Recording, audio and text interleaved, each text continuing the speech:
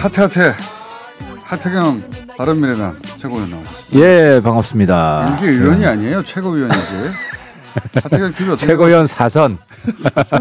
내리 사선. 네, 무려 사선. 사선이면 지금 위원장 하셔야 되는데. 아, 이제 뭐 남은 게 별로 없네요. 올라갈 때가. 자, 하태경 TV는 어떻게 하고 계십니까? 그날 지난주에 제가 이제 유튜브 하면서 네. 좀 깨달음이 있는데요. 누구를 비판한다고 느는 게 아니구나.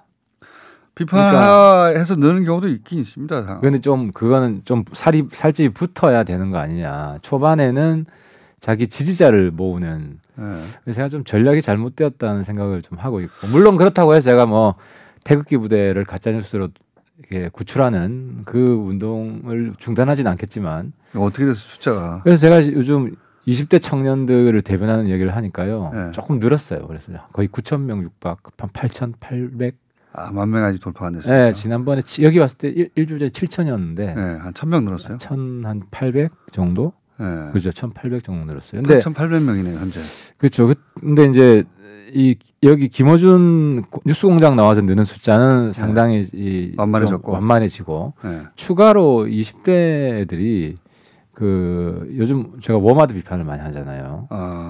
20대 남성들이 워마드에 대해서 대단히 비판적이죠. 예, 그래서 하태경의 재발견, 뭐 저 이야기 해준 사람이 하태밖에 없다, 뭐 이런. 몇 명이나 될까요, 그거 가지고? 지금 아무튼 전 흥미롭게 보고 있어요. 그래서 제가 20대를 대변해주는 정치는 이렇게 없었구나. 그런 것도 있겠고 지금 조금이나 숫자를 모으기 위해서 다 긁어 모으시는 거 아닙니까? 지금 이게 상당히 지지율과 비례한다. 당 지지율하고. 그 시점에서, 그러니까 그 숫자가 아직 10,000명을 돌파하지 않은 시점에서 유시민 노무현 전 이사장이 100만, 200만. 갑자기 알릴레오 고칠레오 나와서 막 구독자 막 50만 넘어가고 그러는 거 보시면서 배가 아프셨겠어요. 역시 근데 그 내용을 보니까 뉴스공장 재방송이더라고요. 제가 들어봤는데. 그렇지는 않은데. 아니면 똑같던데 뭐. 그러니까 이 뉴스공장 정치층들이 그리 다 가신 거 아니냐. 아니 어쨌든 간에 그거 보시면서 배는 좀 아프셨죠? 뭐 배 아플 건 없죠. 뭐 급이 다른 걸 뭐 겸허히 인정하고. 이거 어떻게 보신 거예요? 말 나온 김에 네. 정계 복귀 뭐 이런 얘기 많잖아요. 저는 유시민 대표가 이사장입니다. 유시민 이사장이 자기 발목을 잡았다. 그러니까 어떤 의미에서요? 딱 호위무사 되겠다고 선언한 거 아니에요? 예. 본인 표현은 어용지식인. 예. 그러면은 정권 출범 이전부터 그렇게 얘기했죠. 그렇죠. 근데 문제는 그 입장이 굉장히 어정쩡해요. 그러니까 문재인 정권 하는 거 보면 솔직히 마음으로는 마음에 드는 것도 있지만 저건 잘못한다 싶은 것도 있을 거 아닙니까? 본인에게. 근데 어쨌든 다 보호를 해야 다른 사람도 하니까요. 방어를 해야 되잖아, 본인은. 그러면 이 답답해서 내가 차라리 할래 하는 마음이 든다. 이거 하다 보면 내가 선수로 뛰어서, 왜냐하면 자기는 문재인 정권을 성공시켜야 될 임기 말에 적어도 지지율 한 50, 60% 이상 만들어내야 될 역사적 사명을 스스로 부여한 거예요. 근데 그러다 보면 막판에 답답하니까 본인이 직접 선수로 출전할 가능성이 점점 높아진다. 굉장히 높다. 심정적으로. 네, 그리고 그런 논리적 인과관계를 이미 만들었고. 본인은 안 한다고 하는데 안 할 수가 없지. 안 한다는 말은 진심일지언정 나중에 지금 이 판에 이렇게 끼어들었기 때문에 그럴 가능성이 높아진다. 그렇죠. 자기에 대한 역사적 평가가 문재인 정권의 말년 지지율로 딱 결정이 돼버리잖아요. 그래서 등판을 결국 하실 거라고 봅니까? 결국 저는 뭐 그럼 할 게 뭐 총리밖에 더 있겠어요. 당시 이제 노무현 이해찬 관계처럼 막판 총리를 할 것이다. 막판 총리나 아니면 뭐 막판 총리 후에는 대선 후보로 출마할 수도 있을 것이다. 그럼 자동적으로 그렇게 되는 거죠. 그러니까 지지율이 떨어진 속도에 따라서 등판 속도도 빨라질 것이다. 그게 근거가 될 건 아닌 것 같은데 지금 말씀하신 이 알릴레오 이런 걸 했기 때문에 결국은 총리와 대선 후보로 가는 길이 열린 것이다. 자기 규정이죠. 자기 역할 규정을 그렇게 했고. 근데 알릴레오를 한다고 해서 지지율에 영향이 있을 것 같진 않아요. 뭐 그건 모르겠습니다. 그건 모르겠는데 혹시 그 위기의 상황에서 떨어지는 걸 뭐 막거나 할 수는 있겠죠. 끌어올릴 것까지는 저도 잘 모르겠어요. 네. 그렇죠. 근데 뭐 이게 보면 지지층이 주로 보지. 그잖아요. 그리고 또 억지 논리를 쓰면 이제 알거든요, 국민들이. 유시민 이사장이 억지 논리를 쓰는 사람은 아니잖아요. 설득력도 억지 좋고. 논리를 억지가 아닌 것처럼 말씀을 억지 논리를 억지가 아닌 것처럼 잘하는 거는 하태경 최고위원을 능가할 분이 없는데. 아니, 예를 들어서 뭐 경제 위기라는 거는 그냥 경제 어렵다고 인정하면 되거를 그걸 뭐 경제 위기가 누가 뭐 만들어내는 뭐 약간 조작 이념인 것처럼 그렇게 할 필요가 없죠. 아니면 과장되어 있는 것도 사실이긴 하잖아요. 일정 정도. 그러니까 그거는 경제를 예를 들어 자영업자들 이제 경제가 잘 되는 걸 보여주면 되는 것이지. 어쨌든 잘 안 되시길 바라는 거죠. 아니다 잘 되길 바라지. 나보다는 잘 안 되길 바라는 거 아닙니까? 아니 나도 잘 되길 바라죠. 국민들이 힘드니까. 그러니까 알겠습니다. 자꾸 이제 오해하지 마셔야 될 게. 그러니까 유시민 이사장이 잘 안 되시길 바라는 거. 그건 아니에요. 저는 유시민 만약에 총리가 되면 어느 역대 총리보다 잘할 능력이 있다고 생각해요. 대선 후보로는요? 대선 후보로도 잘할 능력이 있죠. 그럼 대통령으로는요? 대통령으로서도 잘할 것 같아요. 아 그래요? 예, 잘할 것 같아요. 본인이 하면. 근데 본인이 역할을 잘못 규정한 게 자꾸 왜 선수로 안 뛰려고 하는지 모르겠어요. 그건 뭐 본인의 선택이죠. 아니 그러니까 그렇게 되면 자기만 궁색해지고 자기만 결국 초라해진다. 자기가 보여줘야지 왜 자꾸 남 하는 거. 정치할 때 너무 힘들었거든요. 과거에. 그렇게 힘들어했나요? 그렇게 힘들었습니다. 난 이해가 안 돼. 나는 이렇게 욕 많이 들어도 난 재밌는데. 정치가 체질이신 거고. 그런데 그렇게 보람 있어 하는 걸 일본 후지 TV도 알았는지 일본 후지 TV가 딱 찍어가지고 하태경 의원을 골라서 제가 일본인들한테 한국 정치인들 중에는 그나마 일본인들한테 좀 알려진 어떻게 알려지게 됐죠? 제가 이제 북한 인권을 하다 보니까 그때는 일본이 우리 편이라고 생각했죠. 일본 납북자 문제나 이런 데 대한 언급을 많이 했고 또 제가 쓴 김정은 만화책 이 일본에서 베스트셀러였어요. 만화도 그리셨어요? 만화 글을 썼죠. 만화 그림은 딴 분이 그리고. 그런 걸 하셨어요? 예, 그래서 또 김정남이 그 책을 제 만화책을 보고 뭐 다 정확하다라고 해서 일본에서 많이 알려졌어요. 그리고 누구죠 그 후지모토 겐지 그 요리사 요리사랑 일본 가가지고 가서 같이 공동 기자회견도 하고 김정은에 대해서는 후지모토 겐지랑 하태경 뭐 이런 그림이었어요. 그렇군요. 그런 희한한 히스토리가 있었군요. 과거 히스토리는 한 10년 전에. 그래서 그런지 일본 후지 TV가 일본 초계기 일본에서 지금 핫합니다. 이 초계기 굉장히 핫하죠 이게. 그 한일 간 갈등에 대해서 인터뷰 대상으로 하태경 최고위원을 선택했어요. 아마 야당이니까 한국 맞아요. 야당이니까 또 비판적으로 나올 거라고 생각하고 그렇죠. 한국 정부의 대응에 대해서 좀 욕 좀 해달라고 왔겠죠. 그래서 실제로 뭐라고 하셨어요? 그러니까 이제 일본 문제 있으면 정치인들이 다 국뽕 유혹에 빠집니다. 솔직히 얘기하면. 왜냐하면 우리 국민들 중에 반북보다 반일 감정이 더 강하잖아요. 그래서 일본을 때리고 싶은 욕구가 굉장히 강해요. 저도 그런 게 왜 없겠어요. 근데 이 국가를 책임지고 뭐 그런 입장에 서면 국가를 내가 이끌어 나간다는 입장에 서면요. 주변 큰 나라하고 다 잘 지내야 돼요. 미국하고도 당연히 잘 지내야 되고 중국하고도 잘 지내야 되고. 이게 언론이긴 한데 그래서 뭐라고 하셨어요? 그래서 이제 내가 계속 집요하게 유도 질문을 하더라고요. 일본 정부를 세게 비판하거나 한국 정부를 세게 비판하거나 두 가지를. 한국 정부를 세게 비판하길 원했겠죠. 일본 정부를 세게 비판하는 것도 거기서는 도움이 되죠. 왜냐하면 한국 정치인들이 저 정도로 수준이 낮다. 혹은 뭐 한국에서 일본을 이렇게 욕하고 있다. 뭐 그렇죠. 자기들은 일본 입장이 맞는 걸로 지금 돼 있기 때문에.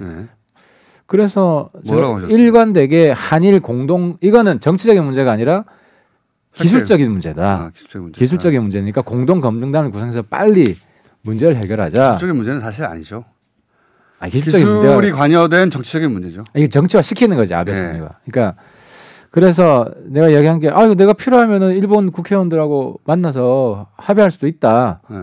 정부끼리 지금 껄끄러우니까 여러 가지 일본에서는 문제로. 일방적으로 한국 정부를 때리는데 한국의 국회의원이 중립적인 스탠스를 취하면 마치 한국 국회의원도 한국 정부가 잘못했다고 생각하기 때문에 저렇게 그 중립적으로 나오는 것이다. 이렇게 만들 수도 있지 않습니까? 전제는 깔았죠. 그러니까 일본이 근거를 제시 안 하고 우리는 근거를 제시했기 때문에 거기에 대해서 잘하셔야 돼요 이거.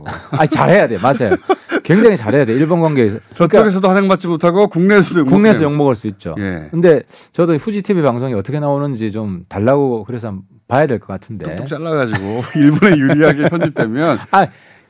진짜로 유도성 질문이었어요. 내가 사실 북한 문제 빼놓고 한일 관계에서는 처음 인터뷰를 한 거예요. 일본 방송이랑은. 알겠습니다. 그래서 어쨌든 반일 감정을 더 자극할 용도 혹은 한국 정부를 비판할 용도의 질문들을 많이 하더라. 네, 그렇죠. 예. 네, 그러나 나는 잘 빠져나갔다. 제 생각인데 결과는 한번 방송 나오면 봐야 됩니다. 여차 잘못하면 매국노 되는 수가 있습니다. 그럴 수가 있습니다. 인터뷰는 어쨌든 그렇게 객관적이고 중립적으로 기술적인 문제라고 하셨는데 어떻게 될지는 좀 두고 보죠. 그리고 아무튼 일본 관계 우리 모두 숙제인데요.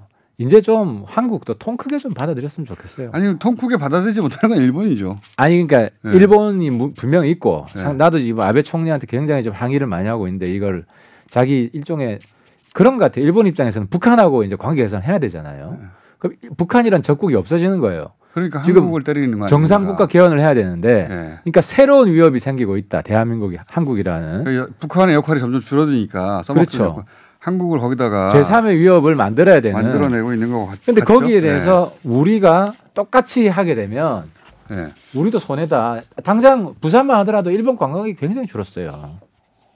뭐 관광객 때문에 근데 이 문제를 봐줄 수는 없잖아요. 관광객뿐만 아니라 어쨌든 일본이 제3교육국 아닙니까? 아니, 여전히. 근데 거꾸로 일본에서는 관세 얘기를 자기들이 먼저 하잖아요. 보복 관세 하겠다고. 그러니까 한국은 그게 지금 근데 일본한테 좋나요? 관세 매기면 우리도 보복 관세 할 텐데. 차라리 김원준 공장장이 정치해요. 그러니까 사실 나도 정치하는 입장에서는 네. 일본 때리면 인기가 떨어지진 않죠. 대한민국에서. 근데 어쨌든 국가를 생각하면 일본도 알겠습니다. 마찬가지고 중국도 마찬가지고 감정적으로는 대응하지 말아야 하지 된다는 말자. 생각을 가지고 계신 거죠. 차분하게 하자. 내가 욕 먹더라도 네.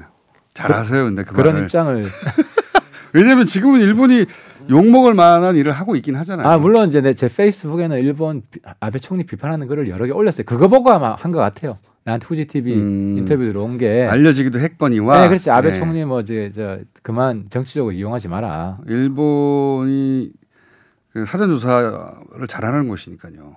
아마 페이스북이나 의원들 페이스북 쭉 검토하다가 그 내용을 보고 인터뷰를 요청했을 수도 있겠네요. 그렇게 예민한 문제는 뭐 저 같은 사람 아니면 별로 언급 안 하잖아요. 반일 감정을 더 반한 감정을 더 자극하는 용도로 써먹으려고 했을 수도 있겠네요. 그랬을 가능성이 충분히 있어요. 그랬으면 그런 인터뷰가 나가면 의원님은 욕을 안 먹고요. 예. 반대의 경우라면 그러니까 이게 일본에 계신 뉴스공장 청취자께서 보시면 좀 알려주시기 바랍니다. 예. 하태경 TV 문 닫는 수가 생깁니다. 자, 요것도 어떻습니까? KBS 저희가 이거 그거 전에 김정은 방중 방중 네, 확인됐어요. 네, 방금 갔죠. 예. 근데 참 놀라운 게요. 오늘 김정은 위원장 생일이잖아요. 그렇죠. 근데 아직 생일이 공식화는 안 됐어요. 그 북한의 기념일로. 그럼에도 불구하고 생일날 갔다는 것은 어쨌든 이 개인 과거에 아버지 할아버지하고 또 완전히 다른 면모다. 맞습니다. 훨씬 정상적인 국가. 뭐 개인사 같은 거를 이렇게 우상하기 위해서 크게 띄우지 않고 그냥 자기 할 일 하러 중국에 간 거란 말이죠. 근데 이 이제 김정은 중국 방중 관련해서 그 조짐들을 제가 사실 2달, 3달 전에 특종을 한 게 있습니다. 그래요? 네, 내 그때 공장에는 아무도 모르는 특종이네요. 언론에 이제 아무도 몰라. 그래서 저만 알아가지고 언론에 조금 나왔는데 그게 뭐냐면 제가 3달쯤 전에 이제 제가 이제 한중 차세대 지도자 협회 대표예요. 그래서 1년에 몇 번씩 중국 고위급들 만나러 갑니다. 이상한 대표 많이 하시네요. 마술사 협회 또 하시잖아요. 한반도의 미래에 대해서 특별히 관심이 크잖아요. 그래서 중국은 그래서 그때 이제 중국 당교를 갔어요. 당교라는 게 이제 당 연수 기관이에요. 우리로 치면. 근데 시진핑하고 독대를 많이 하는 기관이에요. 시진핑 직속 기관인데 그때 북한에서 고위 간부가 와서 북한이 개혁 개방을 준비하고 있다. 그래서 개혁 개방 감독국이라는 우리 과거 70년대 박정희 때 경제기획원 같은 이런 개혁 개방을 지도하고 총괄할 조직을 준비하는데 이 감독국의 간부들을 교육을 시켜달라. 그 제안을 당교에 했어요. 중국에다가. 당교에다가. 그래서 12월 지난달 12월 대련에서 1차 교육을 하기로 했다고 했어요. 근데 아마 제 생각에는 그때 대련에 이끌고 왔을 거 아니에요. 그 누가 단장인지 모르지만 그 사람이 어쨌든 북중 간에 이런 그 정상회담 관련 조율도 했을 가능성이 충분히 있다. 라고 그때 작년 12월 달에 말씀하셨어요? 그 저한테 얘기를 했죠. 그래서 조선 개혁개방 감독국을 준비하고 있고 내년 봄에 이제 올 봄에는 수백 명 규모의 간부 교육을 예정하고 있다, 계획하고 있다. 그러니까 중국식 개방 모델을 북한의 간부들이 가서 배우는 거. 그렇죠. 그 일정을 조율하고 있을 때 그 얘기를 처음 들었다. 처음 들었죠. 근데 그게 곧 김정은 위원장의 방북으로 이어질 거라는 말은 거기서 안 나왔을 거 아니에요? 거기서 안 나오는데 당연히 이제 도출할 수 있는 게 개혁 개방을 실질적으로 준비하고 있다는 것은 북미 간의 비핵화에 어느 정도 합의를 봄 3월 전에 한다는 거죠. 그렇게 유추할 수 있죠. 그래서 중국을 내년 초에는 김정은 위원장이 중국을 방문할 수 있을 것이다라는 얘기를 하신 적이 있다고요? 그렇죠. 그건 언론에 검색하면 나와요. 혼자 조용히? 아니, 조금 나와요. 그때 외국 가셨나 아무튼 그랬던 것 같은데. 그렇군요. 그러니까 이게 어떻게 되냐면 비핵화를 하고 그 다음에 개혁개방 들어가는 게 아니라 사전에 준비를 끝내놓고 그 개혁개방 속도전을 하는 거예요. 그러니까 지금 김정은 위원장이 중국을 간 것도 이미 이제 공식화 됐으니까 북한에서 이것도 사실 달라진 점이에요. 과거에는 중국에 갔다 온 다음에 밝혔거든요. 그렇죠. 평양 도착해서 발표를 했는데 지금은 거의 도착함과 동시에 발표를 했죠. 그러니까요. 이거 굉장히 달라진 점입니다. 그러니까 그만큼 정상 국가화가 되고 있다는 것이고 그래서 아무튼 올 봄, 여름까지는 상당히 비핵화와 제재 완화가 진전될 가능성이 높아지고 있다. 그 경제 문제 때문에 물론 북미 2차 정상회담 때문에도 갔겠지만은 제재 완화 이후에 북한이 이제 경제 문제에 얼마나 집중할 것인가는 신년사를 통해서 나왔잖아요. 그걸 그렇죠. 준비하러 작년 말부터 준비하고 있다. 이번에 가서 이제 북중 개혁 개방 프로그램, 북중 협력, 경제 협력 프로그램 같은 것을 어느 정도 합의하고 올 가능성이 많죠. 그리고 북미 간에 진전이 되면 다시 또 만나서 발표할. 지난번에 싱가포르 때도 똑같은 형식. 직전 한 달 싱가포르 하기 한 달 전쯤 만나고 난 다음에 또 중국 가고. 그렇습니다. 자, 그걸 이미 예견하셨던 사람들에게는 알려지지 않았지만 나는 그 말을 했다는 걸 다시 한번 환기시키면서 내가 바로 북한 전문가다. 그래서 이 타이밍에서 제가 이제 문재인 대통령한테 드리고 싶은 말씀은 김정은 방남 11월 확인해 보니까 11월 7일에 이미 언급하셨네요. 네, 방남을 북미 회담 뒤로 공식화를 시키고 어차피 빠른 속도로 되니까 그래서 연초에 2월 초에 좀 될 것 같죠? 지금 대충 2월 트럼프랑 회담이 한 2월 초 안에 될 수도 있죠. 왜냐하면 지난번에 싱가포르 한 달 전에 중국을 갔었고 우리하고 1차 남북 정상회담 판문점 만나고 한 달 전에 또 중국을 갔었거든요. 그렇죠. 그렇게 중요한 일정 한 달 전쯤에 중국을 방문하는 걸 봐서는 그렇죠. 3월 안에 될 수가 있죠. 그렇죠. 2월 중에 있을 가능성이 높아지는 거죠. 예, 그렇습니다. 그렇게 되면 아무래도 국내에서도 상당히 박수받는 그런 다음에 이제 서울로 와라. 그렇죠. 일정을 굉장히 그게 가장 순조로운. 그게 일정이 나온 이상은 당연히 그 이후에 답방하겠죠. 그렇죠. 그렇게 될 가능성이 높아졌죠. 아주. 그때 작년에는 그 소위 이제 2차 북미 정상회담 일정이 하도 안 나오니까 우리가 먼저 물꼬를 트려고 했던 것이고. 그래서 한국당한테 좀 드리고 싶은 말씀은 김정은 방남 반대만 하지 말고 김정은 이제 답방했을 때 한국당과 단독 회담을 요구해라. 단독 회담. 네, 단독 회담. 왜 제일 야당이니까 김정은도 그걸 바랄 수가 있고요. 그때 생각이네. 본인들이 하고 싶은 이야기를 다 해라. 비공식으로라도. 네, 북한 인권 이야기도 하고 천안함 이야기도 하고 그리고 다 하고 나서 다 했다고 우리는 민주당이 못하는 이야기를 다 했습니다 하면 그러면 박수 받지. 아예 내려오지 마라 이렇게 하면은 또 고립되고 지지율 떨어진다고요. 지금 자유한국당 걱정할 때가 아니고요. 바른미래당이 말씀은 알겠는데 바른미래당이 지금 이런 모습을 보여줘야 바른미래당 지지율 올라요. 통큰 모습을 보여줘야지. 좋은 태도입니다. 그런데 바른미래당을 자유한국당에서 계속 흔들어대고 있고 심지어는 KBS 수신료를 거부하자고 지금 자유한국당이 들고 나왔는데 이거를 저희가 이번 주에 있는 자유한국당 고정 코너에서 이유는 들어보겠는데 일단 수신료 거부하자고 하고 있는데 제가 이제 얘기하고 싶은 대목은 뭐냐면 지금 릴레이로 하고 있습니다. 릴레이.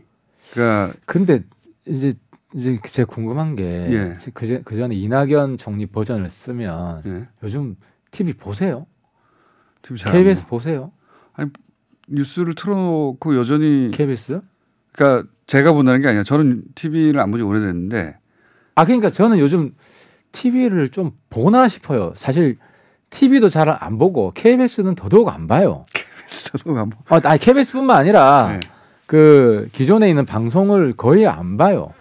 그리고 나중에 인터넷으로 찾아보기는 하죠. 보통은. 그렇긴 하죠. 뉴스를 뉴스만 네이버에서 뉴스만 쭉 보고 유튜브를 사실 많이 보죠. 관심 있는 걸 검색해서 유튜브를 보고 그래서 저는 그냥 저절로 방송을 안 보게 되는 추세인데 뭐 어쨌든 간에 그거는 이제 뭐 콘텐츠를 소비하는 행태에 대한 문제고 지금은 KBS의 김재동 그 시사 프로에서 북한 찬양했다고 이러는 거 아닙니까? 사실 그러니까 그게 사실관계는 제가 보기엔 전혀 다른데 어쨌든 근데 어제는 또 그 국방 참모 육군 참모총장이랑 청와대 뭐 행정관이 만났다는 특종을 또 KBS가 했잖아요. 예.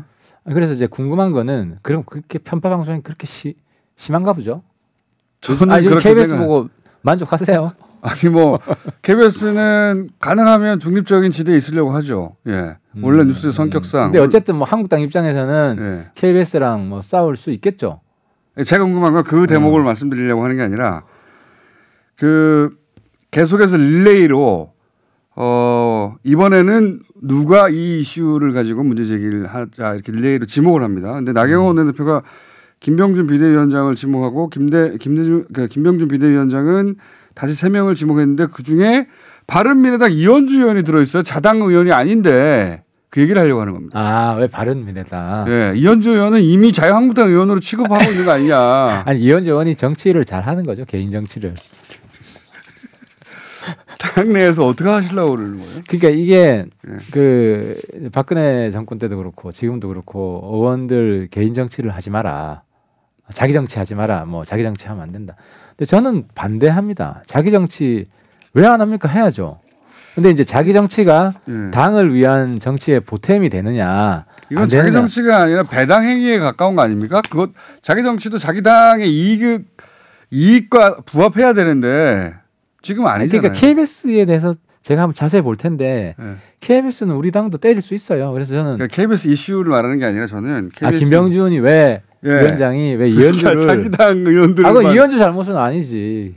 그러니까 그만큼 이현주 의원과 이미 교감이 충분히 이루어져가지고 글로 가는 게 기정사실화. 교감이 있는 건 아직까지 모르셨어요? 이미 한국당 의원들하고 같이 해요. 경제 살리기 모임을 하고.